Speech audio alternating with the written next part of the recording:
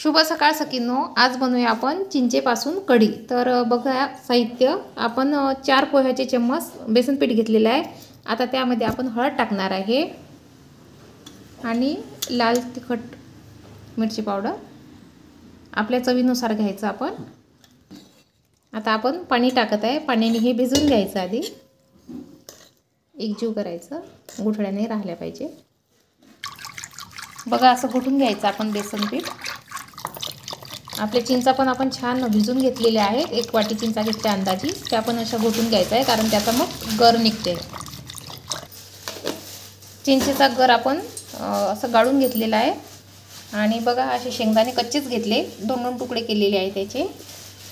लसूण आणि अद्रक हे पण जाडसर कुटून घेतलेलं आहे। तर आता आपण याला फोडणी देऊया। गूळ पण घेतलेला आहे आपण असा कापून, आता अंदाजे आपण चवीनुसार टाकू। तर प्रथम आता आपण गंज ठेवलेला गॅसवर, त्यामध्ये तेल टाकलेलं आहे। याला फार तेल लागत नाही, थोडं कमीच टाकायचं।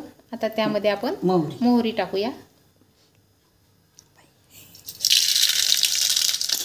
जिरे, कुटलेलं लसूण आणि अद्रक, आता शेंगदाणे टाकूया। हे छान लालसर होऊ देऊया आपण तेलामध्ये। आता आपण भिजवलेलं जे बेसन आहे ते टाकूया।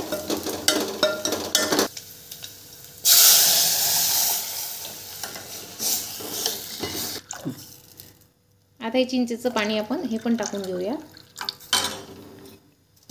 आवश्यकता जर असली तर थोडं पाणी घालूया, कारण घट्ट पातळ आपल्याला जसं पाहिजे तसं घेऊया। आता चवीनुसार आपण मीठ टाकूया। आता यामध्ये आपण गूळ टाकणार आहे।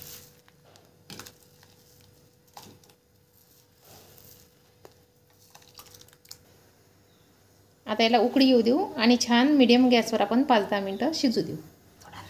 आता आपण यामध्ये कोथिंबीर टाकूया।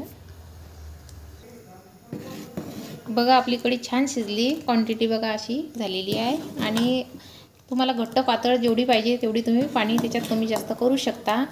आणि आपण जेवढी चिंच टाकली तेवढाच जास्त गूळ लागतो, आणि तुम्हाला जर आंबट कमी पाहिजे असेल तर गूळ तुम्ही आणखी टाकू शकता। तर बघा अशी आपली कढी तयार आहे। अशी आगळी वेगळी नवीन कढी तुम्ही पण करून बघा। आवडल्यास लाईक करा, शेअर करा आणि सबस्क्राईब करायला विसरू नका। ही कढी अशी गरम गरम प्यायची आहे, भाजी पोळीसोबत खायची नाही आहे। तर अशी मी आता टेस्ट बघते।